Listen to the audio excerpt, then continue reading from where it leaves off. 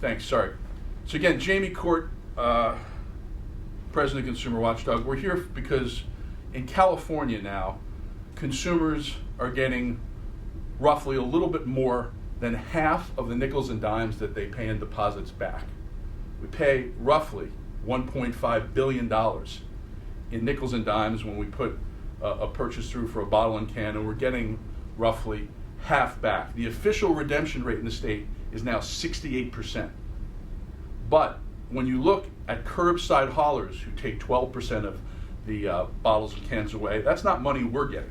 When you look at the bulk collectors, that's not money we're getting. When you're looking at the shorting of the counting of bottle and cans deposits by retailers who've consistently been caught taking bottles and cans in our nickels and dimes but not reporting them to the state, when in our analysis, which was done in March, we're getting about a little more than a half a nickel every back.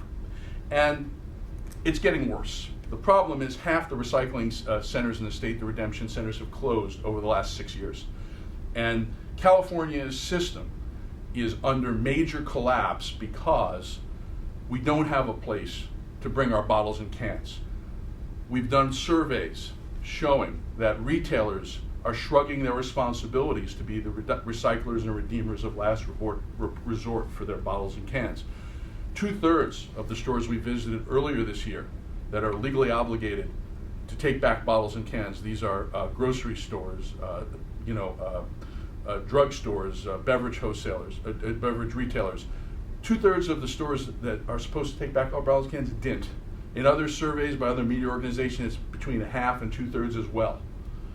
So consumers have few places to turn, and historically CalRecycling, which is the state agency charged with keeping track of this and enforcing the laws, has done a really bad job. Recently they issued a very large fine against one of the retailers. But even with that, we are not in a situation where we're going to turn this system around without a major overhaul. And that's what our report goes to. What can we do to make California's bottle deposit law once again a landmark for the nation? And we've examined bottle and can deposit laws all across the world and found that California is one of the worst among the 50 systems we've looked at. In the United States, we've seen states like Michigan and Oregon with 90%, 89% redemption rates. California's 68%, and that's not even including the fact that the curbside haulers are taking away another 12% of our bottles and cans, and we're not getting the money back, so it's really closer to 50%. So what can we do to fix it? Well, Lisa Tucker, our Energy and Environmental Director, is going to go through the report in a very detailed way and talk a little bit about what a new system might look like. But what I think everybody agrees with is the companies that profit from this system, the beverage makers, the Pepsi-Colas, the Coors, the Anheuser-Busch's, those folks use bottles and cans to make money. They should be responsible for recycling those bottles and cans. Mark, I can hear you. If you can stop, hang up. I can hear you guys talking. Thank you.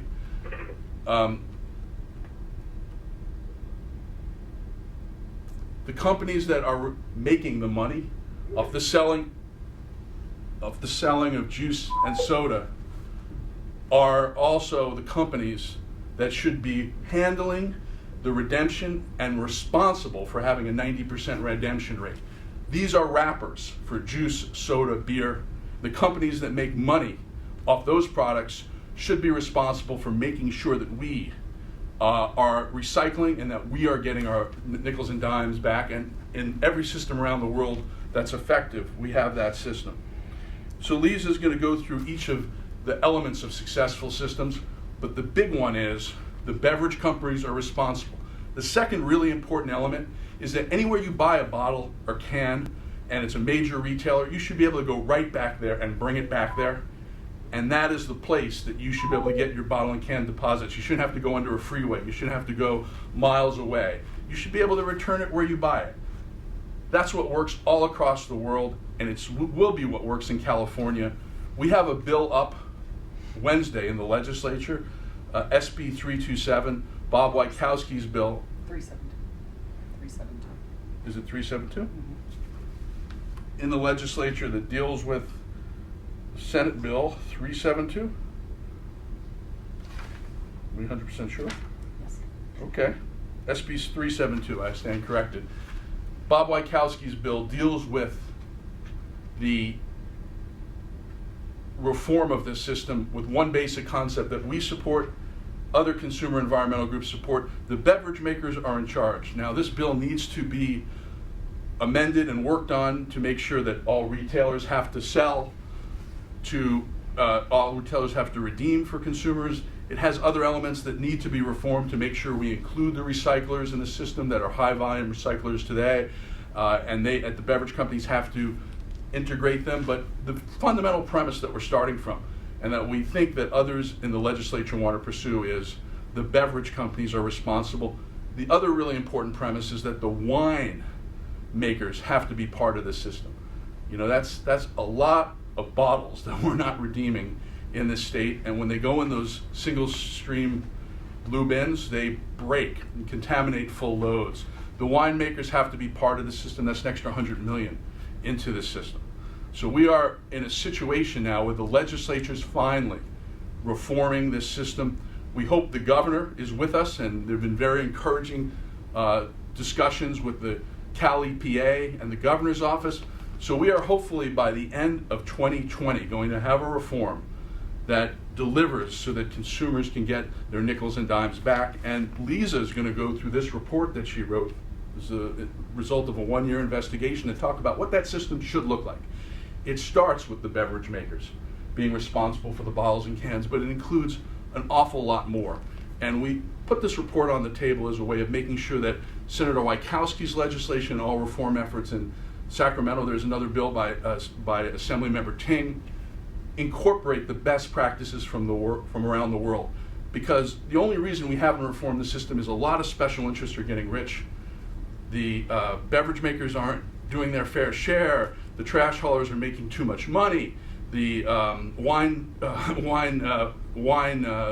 wineries and the wine retailers aren't participating, so they're not having to be accountable. All these special interests have to be part of this new bottle deposit system. And Lisa Tucker, who has been our energy environment director for almost a decade, is going to tell us how. So thanks.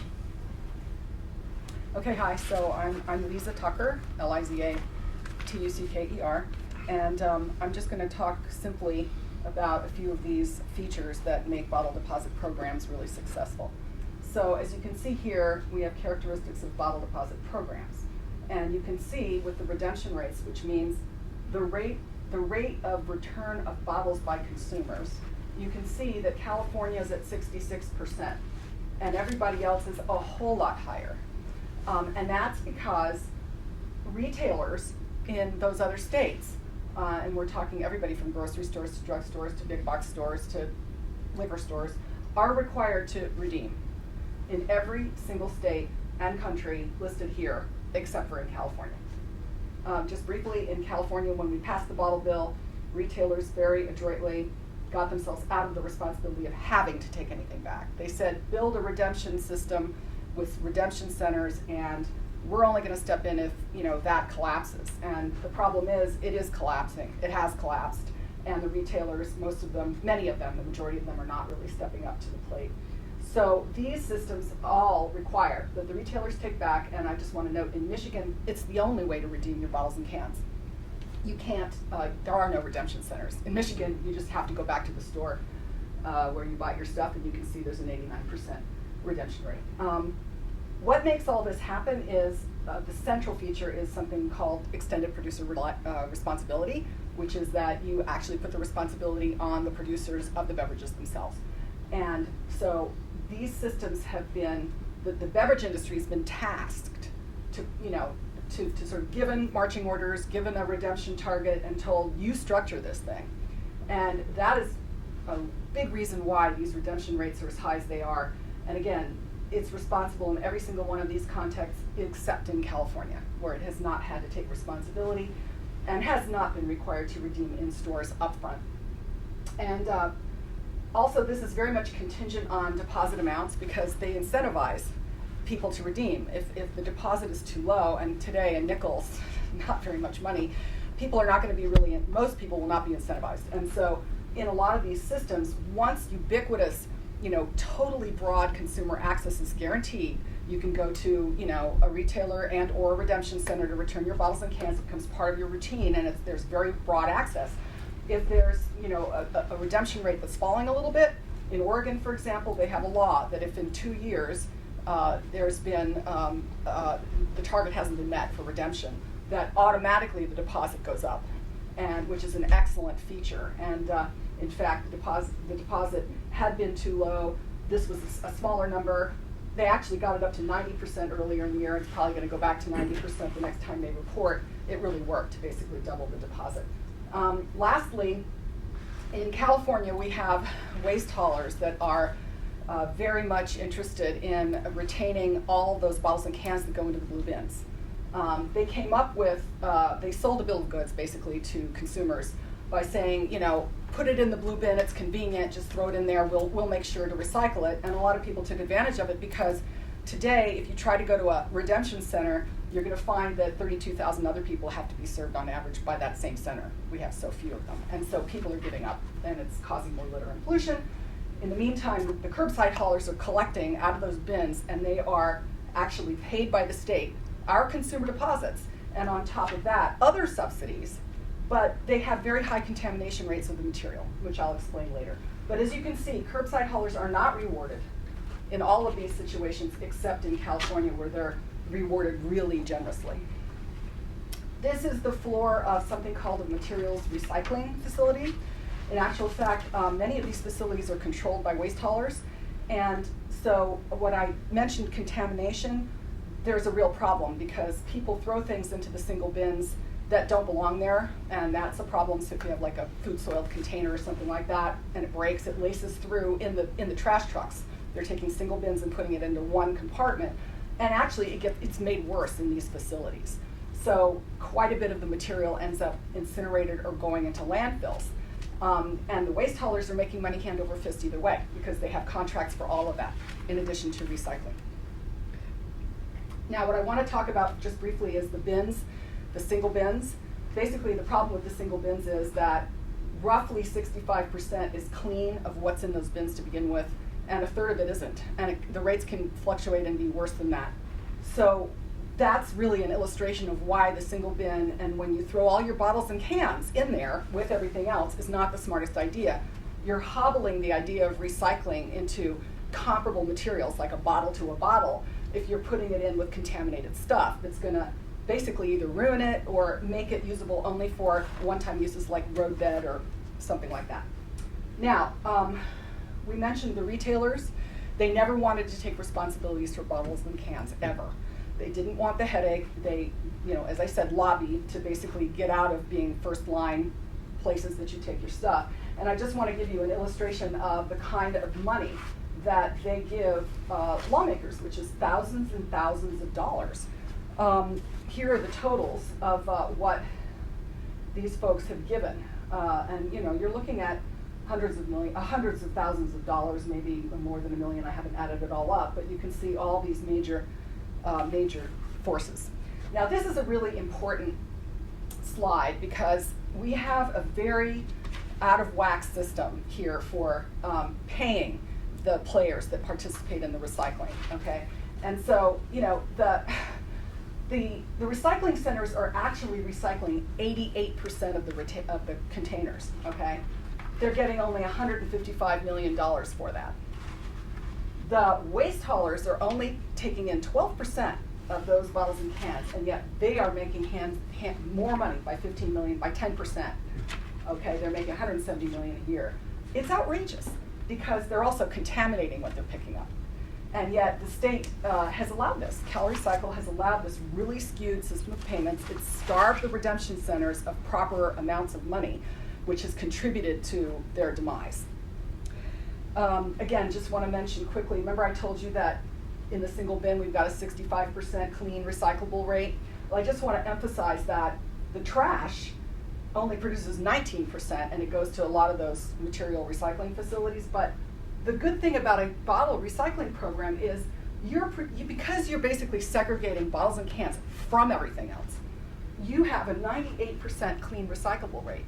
It's a no-brainer that that's what you want to do with these products so that you get, bottle-to-bottle recycling. You get the high-value, closed loop, you can use it over and over again thing going on, rather than single use for something low quality and not very expensive.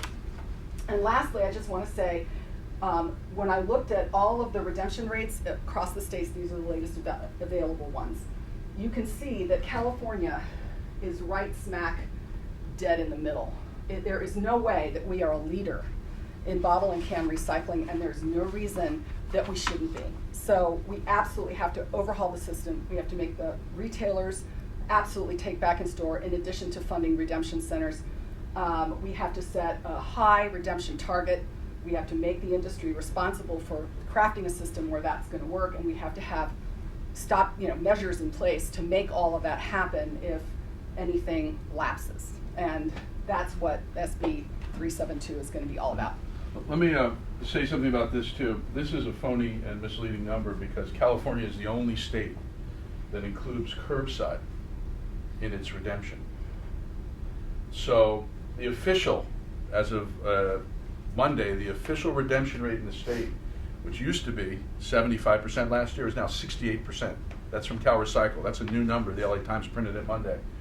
And you take away 12%. 12% is what the curbside haulers take away. You don't get a redemption on that. They get your money.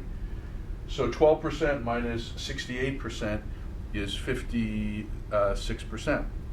We are at 56% in an actual redemption rate.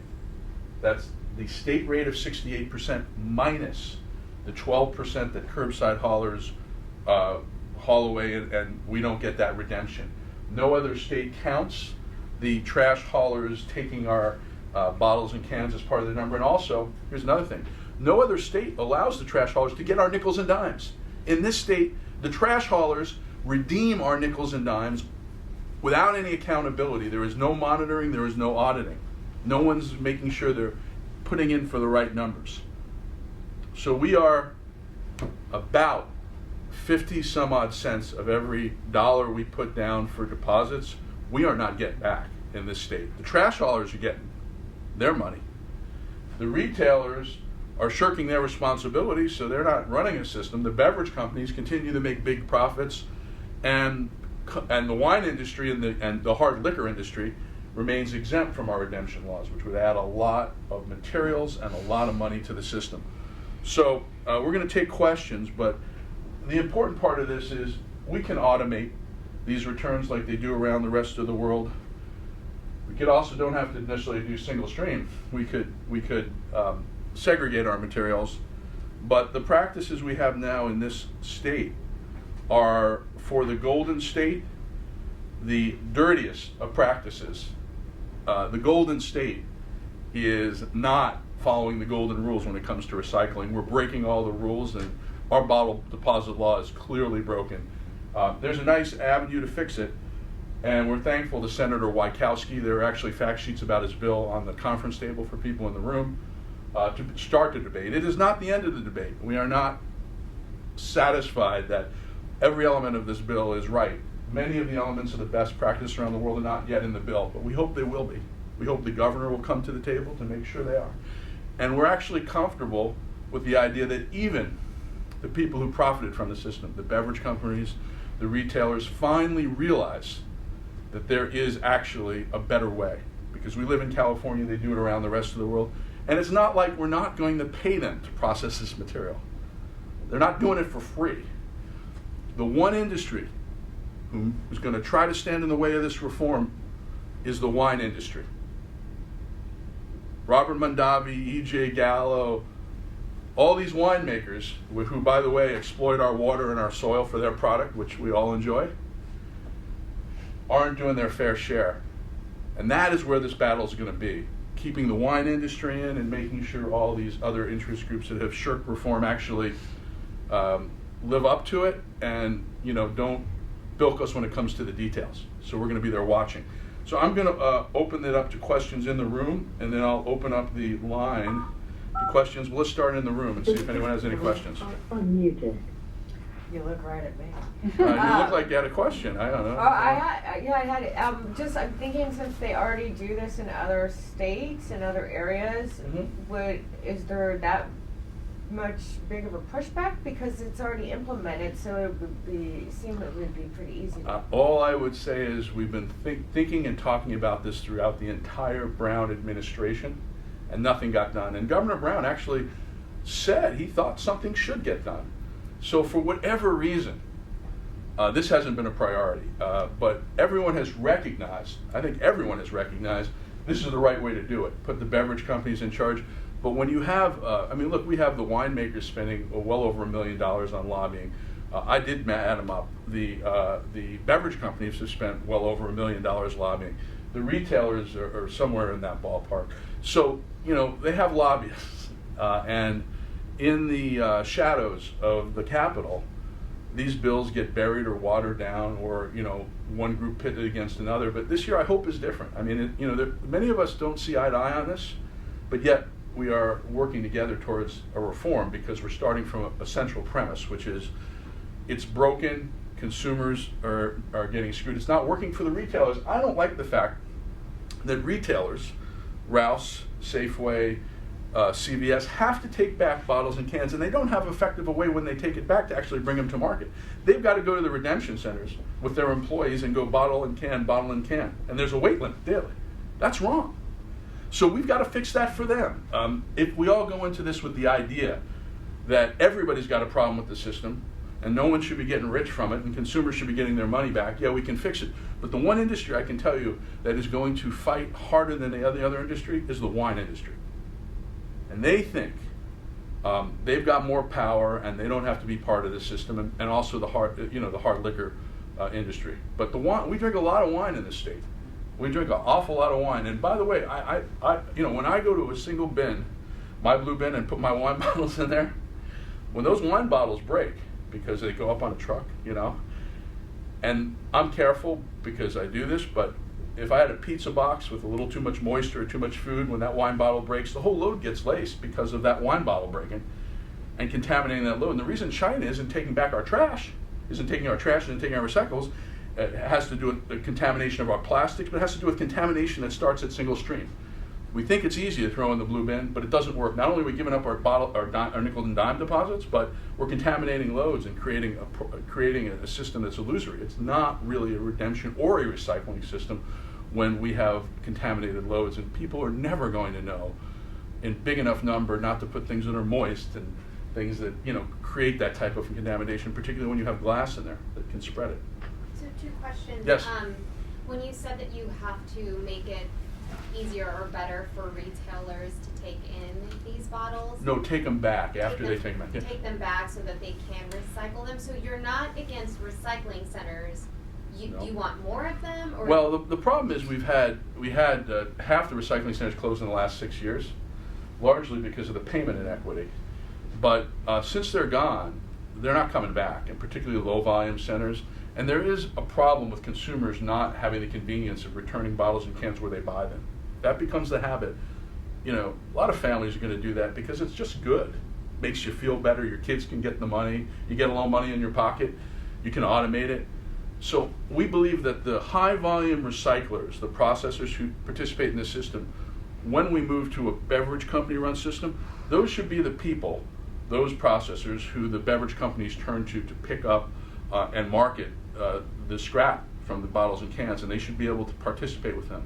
Right now, the retailers are not recyclers, they're not processors, they're not registered. So just like you and me, the only way they can actually get the bottles and cans, get their nickels and dimes back that they're giving us is if they go to the redemption center process and wait in line, or have a lot of them have employees if they actually do this, haul away through the trucks. Some of them, I think, just dump them in the curbside in their own bins, and a lot of them I think don't get recycled. We've had a lot of examples with consumers telling us that they go back because we forced the issue and made the retailer give them back their nickels and dimes. And they said, just take the cans and bottles because we don't do anything with them. We just let them out back and put them in the trash, so you can get your money back at the center. So this is a perennial problem. I just want to clarify one thing because I didn't understand it when I first started this research. basically the retailers, they're charged by the beverage distributors, the wholesalers, like when they buy Pepsi, they're charged a nickel on every bottle. They pay it up front. And then when we go through the line, they get their nickel back from us, okay? So if then we come in to basically redeem our bottles and cans, they're giving the nickel back again. And so they're actually out that money. They need to be able to replace that money.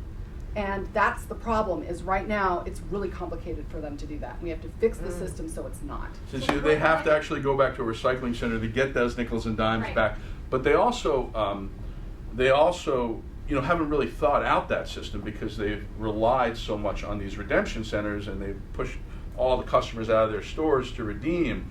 And now that they're going to have to be the provider of last resort, we need a better system. We need to say, okay, you know what, you are able to contract with a with a processor and let them come, and you can contract with them to take in bulk, because it's crazy not to. There's no other way the system's going to work. Those changes have to happen in the legislature, which is one of the reasons we're opening up the legislation. It has to be fair to everybody. Are you using processor and redemption center interchangeably? No. They're not quite the same. But they're all sometimes run by the same people. They are sometimes run by the same And people. there are so few in the state that there are very few people who are running them. Yeah. Is there anyone on the line who wants to ask a question before we keep going with the ones in the room? Just say your name and where you're from. I have a question. Okay. Who are you and where are you from? I have a question. Yeah, sure. This is Kevin Smith, Southern California News Group. Hey, Kevin. Hi.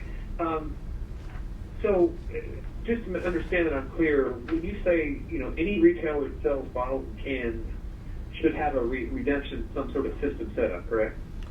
Well, they have to have a system if there is no recycling center within a half mile. Right. And they haven't paid $100 a day to opt out of the system, and there are very few. There are only a couple hundred stores that have done that. So they would then have to take back the bottles and cans and give you your nickels and dimes back. What they do with those bottles and cans after that is a big question mark. Right. So, I mean, have the retailers indicated to you guys, have they, it seems like a fairly simple concept to set up some sort of redemption thing, like if you have a Vons or a Rouse or something, if they don't have it. Have they indicated that this would be kind of difficult, or are they complaining in that respect? They're not complaining. I mean, they're not complaining about their legal obligation to give back the bottles and cans. Although when we've gone to a lot of the stores, they don't have codes to track them. There's no system in the register. It's really piecemeal. But what they are complaining about, and I think rightfully so, is that the system doesn't make it possible for them to easily take those bottles and cans and get them to the scrap market. They have to then become like a consumer, literally. And we've heard this, first of all, from numerous processors, that they don't see the Albertsons, they don't see the Ralphs showing up at their distribution centers with bottles and cans. And even if they did, legally, they wouldn't be able to take back their product. So what often we hear is either the bottles and cans are given back to the consumer to go to the center again, or many times if they're big retailers, they will designate an employee and give them once a week in their pickup truck the bottles and cans to take back, and they will go to a redemption center. Sometimes they will give the bottles and cans to an employee and say, hey, keep the money. It's a very piecemeal system. It's not set up to incentivize retailers to encourage the redemption and the recycling at the retailer, and that's the point of, in the report we call it return to retailer. If retailers are used to that, they will then have to contract with companies that build the automation that allow this to be done very easily. Yeah, one other quick question. I think Lisa had referenced, she was talking about incentivizing people, both retailers and consumers. And I think she mentioned in Oregon, if they don't meet their redemption rate, that they up the deposit on the bottles and cans. And that seems like, from a consumer standpoint, that seems like that would sort of motivate people to recycle. Do you see this as being part of California's maybe incentive program? Well, I think there's a caveat there that Lisa did mention. I want to mention, if the system is working and it is a return to retailer, and it's easy for consumers, we are all, and the money is needed, we are all for upping the deposit from a nickel to a dime, because it's but when you don't have a system that works and people can't get their money back, then the deposit becomes a tax, and that's wrong.